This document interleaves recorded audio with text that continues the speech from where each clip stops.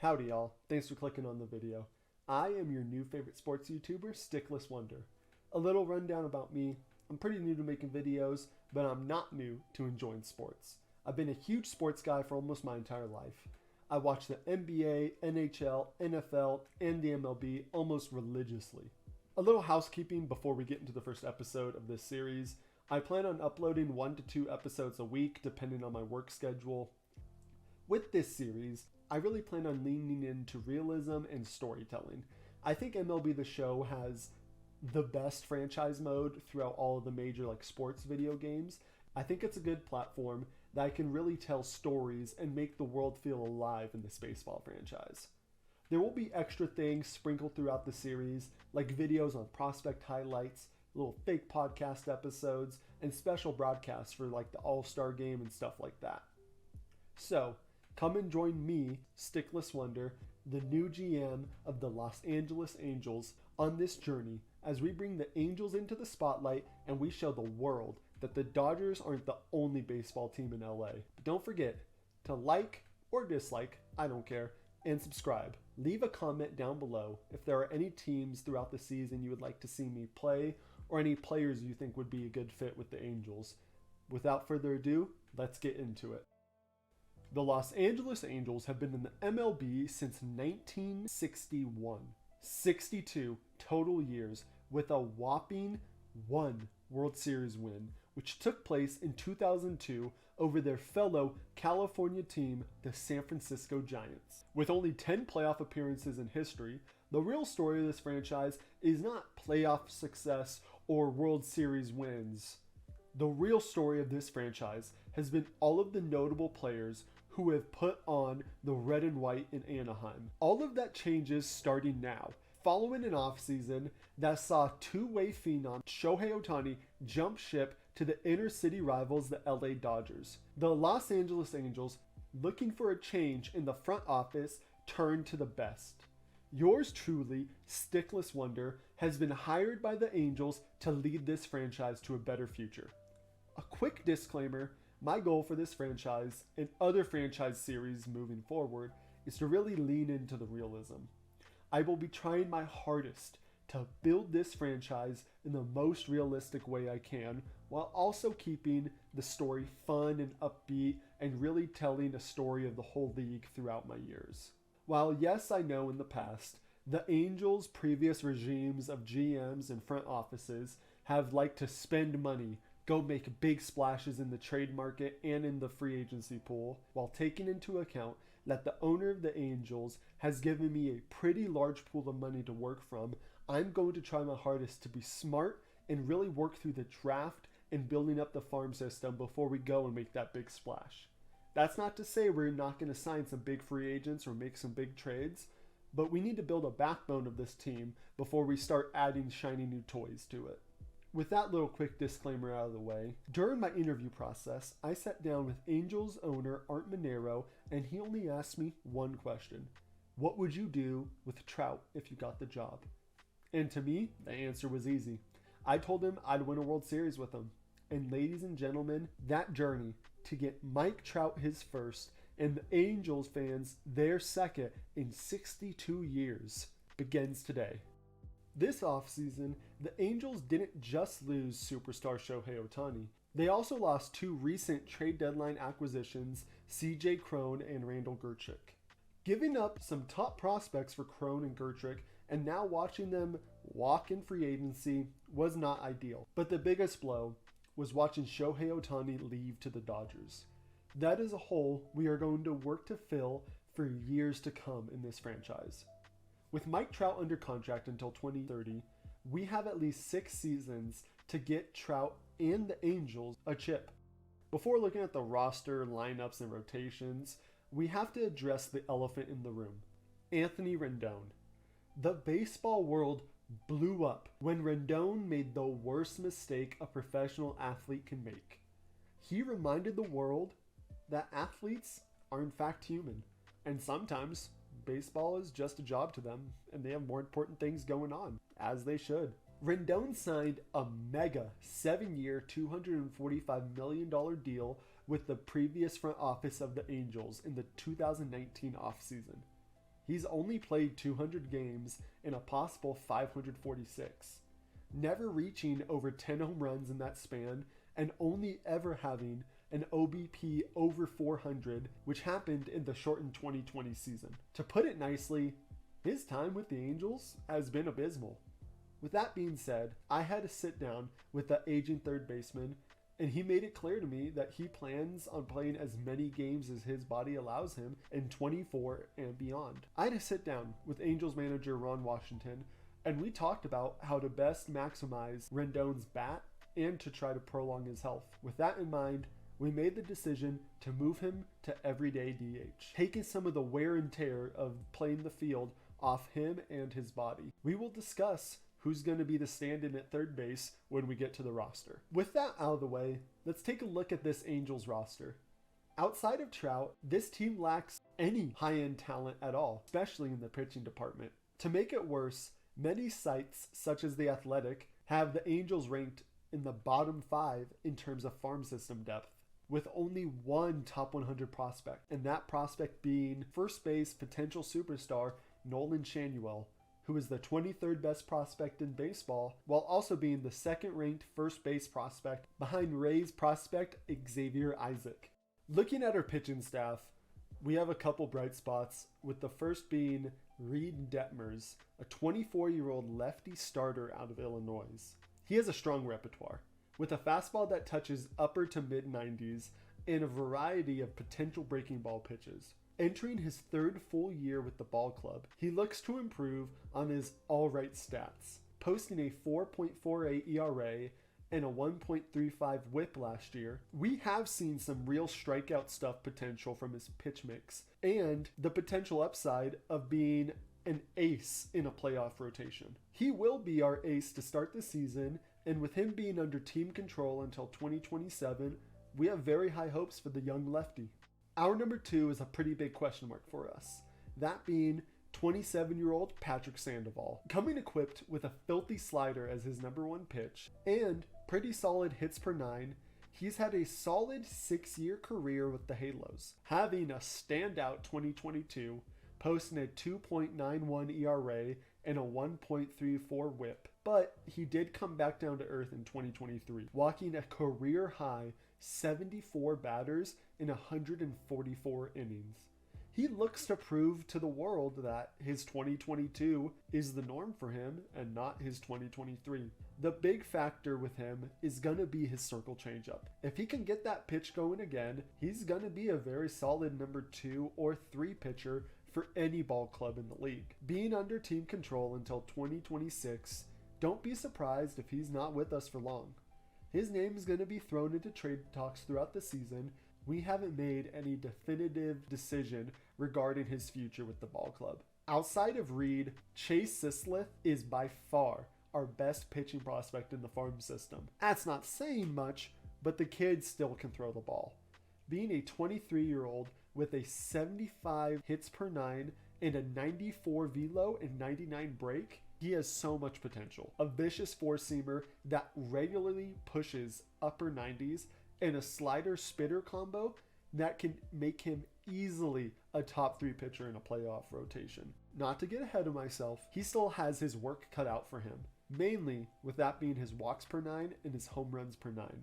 With those two being the biggest factors holding him back. But with him having a really decent 2023, starting in 8 out of his 16 appearances and striking out 9.63 batters per 9 while also posting a 1.28 whip, I believe he's ready for a real shot in the majors, and he's going to be sliding in at our number 3 pitcher. Now that we are past our top 3 in the pitching staff, it gets bleak really fast. 27-year-old Griffin Canning, 29-year-old Zach Plesac, and 34-year-old Tyler Anderson are all coming off career worst years and will be taking turns working in the bullpen and in the rotation. With Tyler Anderson getting beat out by Zach Plesac in spring training, he will be starting the year out of the pen, but him and Plesac will have very short leashes. There are no real blue chip or any kind of chip pitching prospects in the farm system, though there are maybe 1 or 2 names that really intrigue me. The first being 22-year-old right-handed flamethrower Victor Mendoza from Cuba. The 6'2 starter only really has his raw physical talents to show for, with all of his per nines being sub 60 at the moment, but his physical tools are promising. Sporting a 99 velocity and a solid break stat, his sinker is a nightmare pitch for batters. Outside of that, he doesn't really have any secondary tools in his repertoire at this point. He often gets strike 1 and 2 fairly easily with the sinker, but batters through the second time through the order can usually lay off of it and go to work on his other pitches. He could be a really interesting option for a long relief pitcher if his tools never really develop to that starter level, because like I said before, he does a much better job the first time through a lineup than he does the second or third. We will be keeping an eye on him to see how he performs in AAA, and even hopping in a few games to really get a first-hand look at how his stuff plays. Very excited to see what his career turns into. Our bullpen has some solid options in it, with Matt Moore being our truly proven piece in the pen. Coming off of 2 amazing relief years, he is someone that we could see flip for some prospects at the trade deadline, if he can put together another great season for the club.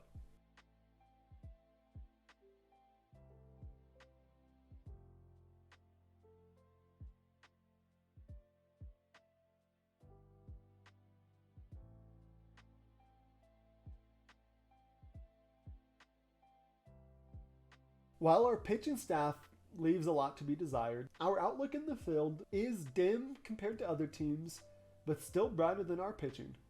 Sliding behind the plate is 24-year-old former top 100 prospect Logan O'Hoppe, who will be our starting catcher opening day. Acquired from the Phillies in 2022 in exchange for outfielder Brandon Marsh, O'Hoppe is an interesting player. Sporting an 81 contact versus lefties and 76 power against righties, he has some pretty good offensive upside for the catcher position, hitting both sides well one way or another. He's also a pretty good athlete, sporting really solid speed for the catcher position. While he does have 2 major question marks, with that being his plate skills as well as his fielding skills, in 2023 we saw him strike out 48 times and only walk 14 times in just 51 games. He did mash 14 homers, but putting up a 236 batting average, a 500 slugging, and a 796 OPS line, his offensive capabilities definitely make him an interesting player if he can put it all together behind the dish. He is under team control until 2028, so expect him to get plenty of opportunity behind the dish, and we look forward to seeing what he can do for us. Matt Theus will be our backup catcher, sporting a career 208 batting average, a 354 slugging, and a 661 OPS. Don't expect much from him other than being a pretty solid mentor for our younger players on the team.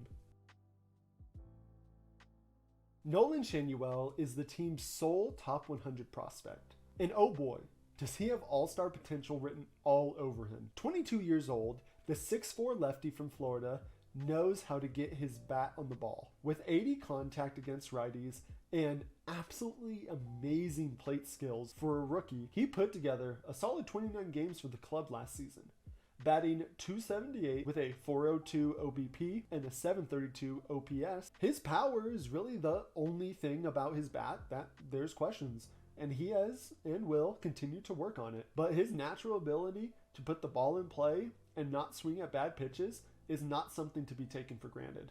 I am really excited to see how his career blossoms, and we hope that he will be a long-term piece for the squad.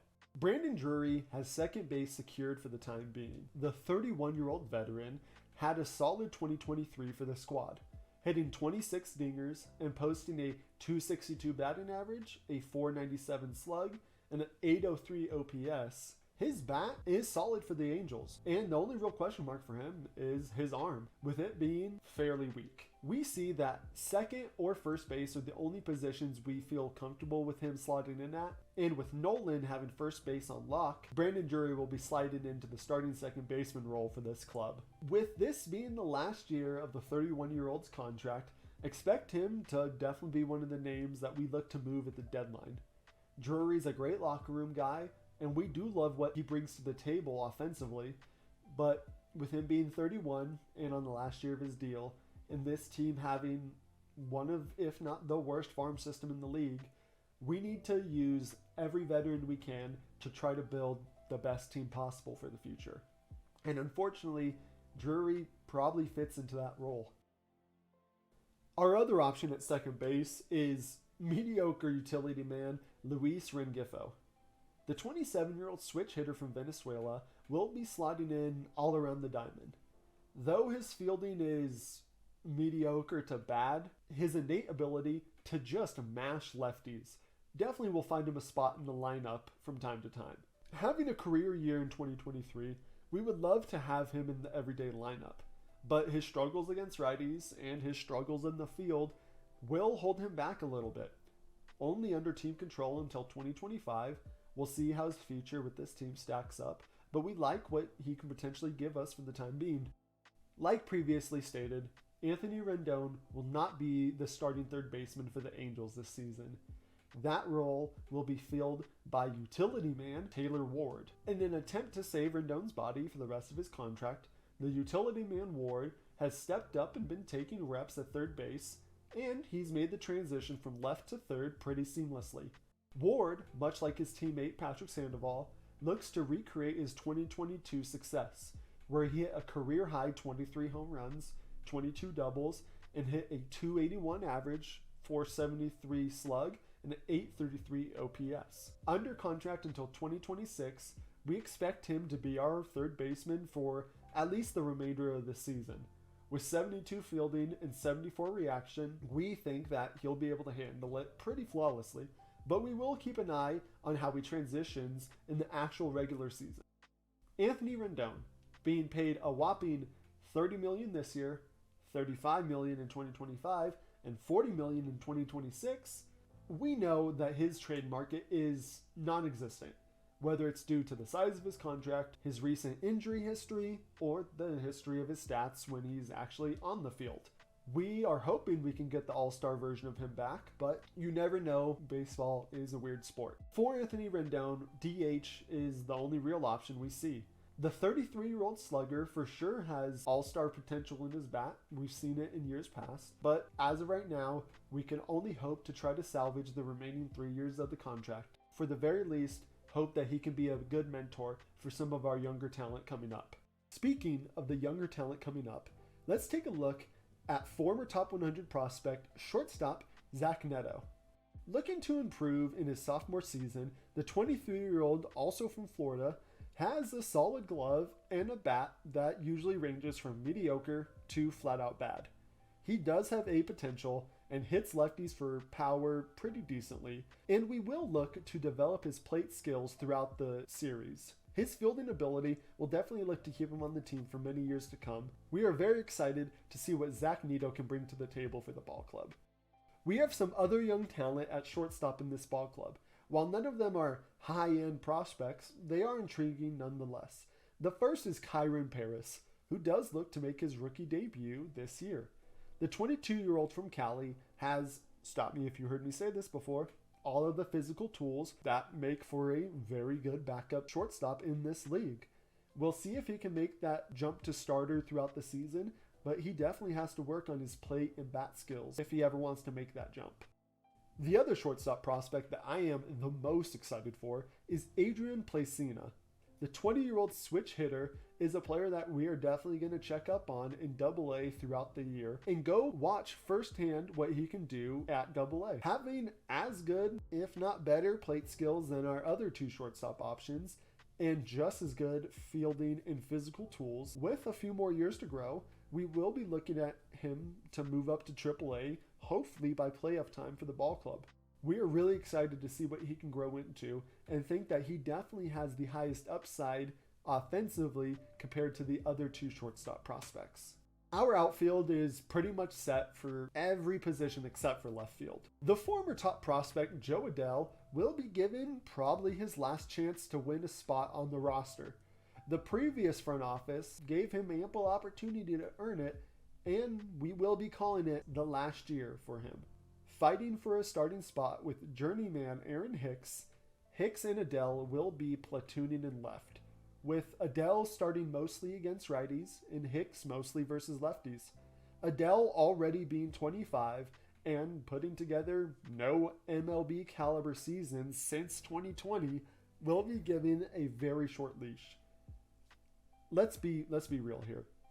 Jo Adell has absolute out of this world physical tools and all of the upside in the world, but he just has not put together an actual MLB season for us. He can't hit, he has a hard time fielding, and we're going to give him one last chance. Hopefully Jo Adell can live up to his hype somewhat for the Angels. Okay, we knew this was coming. Mike Trout. There isn't much to say that hasn't already been said. The 32-year-old center fielder does absolutely everything amazingly. The only question really is health. Only playing over 100 games 2 times in the last 5 seasons, Trout is coming out to show the entire world that he is still a top 5 player in this league. Being under contract until 2030, we have, at a minimum, a 6-year window to get the greatest player to ever put on a baseball jersey, not named Barry Bonds, a World Series. He told me in our meeting that he wants to retire an Angel, and he wants more than anything to bring a World Series to the fan of this great ball club. Coming in with 3 MVPs, 11 All-Stars, 9 Silver Sluggers, 2 Hank Aaron Awards, we hope that we can see him add to his accolades in the coming seasons. Mike Trout does everything great. To round out our roster, Mickey Moniak is going to slot in right field. The 25-year-old was acquired by the Phillies for right-handed pitcher Noah Syndergaard in 2022. Put together a pretty nice 2023 for the ball club. He hit 21 doubles, 14 home runs, a crisp 280 average, 278 OBP, and a 541 slug. The lefty will be getting plenty of reps in right field, mashing righties with 83 contact and 70 power. We do hope that he can improve against lefties so he can transition into an everyday right fielder. For the time being, his bat is just flat out not good enough to face left-handed pitchers. We love what this kid brings to the table, being under team control until 2027. We hope that he will be a vital piece to this franchise moving forward. Our lineup is going to look like this. Against righties, we'll have Ward leading off playing third, Mickey in right field batting second, the Trout Man hitting third and playing center, Drury hitting cleanup playing second, Rendon at DH batting fifth, the young gun Nolan Shanuel hitting sixth and playing first base, Nito getting the nod at short batting seventh, O'Hop behind the dish batting eighth, and the second leadoff hitter Adell batting ninth playing left field. And against lefties, we're going to have Rengifo taking third, hitting leadoff, Ward in right batting second, Trout in center batting third, Drury still in cleanup, still at second base, Rendon DHing batting fifth, Hicks batting sixth and taking left field from Adell, Nolan batting seventh playing first, Logan batting eighth and catching, and Nito batting ninth playing short. We would love for Mickey to play every day, but for the time being, his bat is just non-existent against lefties, and we can't really afford it. We do want him to get some reps throughout the year, so he will be sliding in there from time to time, but not as an everyday starter against lefties. Our rotation is gonna look bleak, I admit, but our top 3, I feel, can genuinely surprise some people. Reed, Sandoval, and Chase all have crazy upside to their games and potential to be really good. And then we have Griffin Cannon and Zach Plesac rounding out the bottom of our rotation. It's not good. That's something we definitely are going to look to improve, but, for the time being, it's not good. In the bullpen, we're going to have Anderson and Suarez as our lefty long/middle relief pitchers. We're going to have Wantz, Herget, and Stephenson taking our righty middle long relief pitching roles. Matt Moore and the extreme veteran, 37-year-old Luis Garcia, will be holding down the setup men to start the season for us. And as talked about before, Carlos Estevez will be our closer. Looking towards the trade block a little bit, we are going to throw some of our expiring contracts on it to start the year. Drury, Moore, and Estevez will all start the year on the trade block, as well as Patrick Sandoval, who does have some team control. All of these players, of course, I'd love to keep on the team, but realistically, with a 6-year window to win a World Series, and a bottom 5 farm system. Any way that we can build up this farm system and actually get some tools in this program, we have to take it.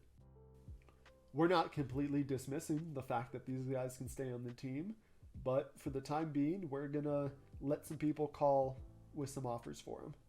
With all of that out of the way, and before we take a look at the Angels opening day matchup versus the Baltimore Orioles, we just got the stats in from the Soul Series being played between the Dodgers and Padres before the start of the year, where there's some notable players making their debuts for some teams. Former Angels superstar Shohei Ohtani goes a strong 7 innings against the Padres, striking out 4 and giving up just 2 earned runs.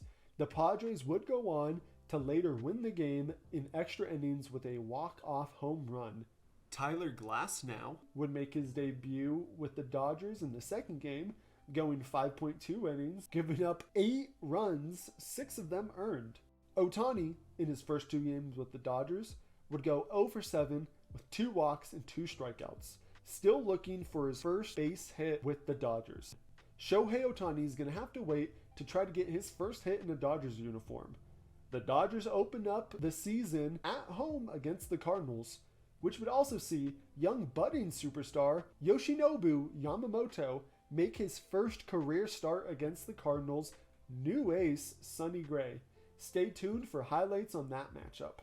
With the team overview and the Soul Series recap out of the way, let's take a brief look at our opening day matchup. The Baltimore Orioles are coming off a very impressive 2023 campaign, winning 101 games and taking first in the ever so tough AL East. While a disappointing first round ended in a sweep against the eventual World Series champions and interdivision rivals, the Texas Rangers, Baltimore fans should be very excited for the 2024 season. Adding superstar ace Corbin Burnes in a trade with the Milwaukee Brewers, as well as adding a pretty good veteran arm in the bullpen with Phillies legend Craig Kimbrell. All the while having a super factory of young, white superstar prospects in Adley Rutschman, Gunnar Henderson, and Jackson Holliday, who will be in AAA to start the season. The O's look to be a contending team for years to come, with the Angels throwing their young stud Reed Detmers against surprise 2023 ace Kyle Bradish. The stage is set for the next episode, where we will see the opening day game and the start of the 2024 MLB season. Next episode, we look to play our opening day game against the Orioles, as well as sim up to our home opener and play our first home game against the Boston Red Sox.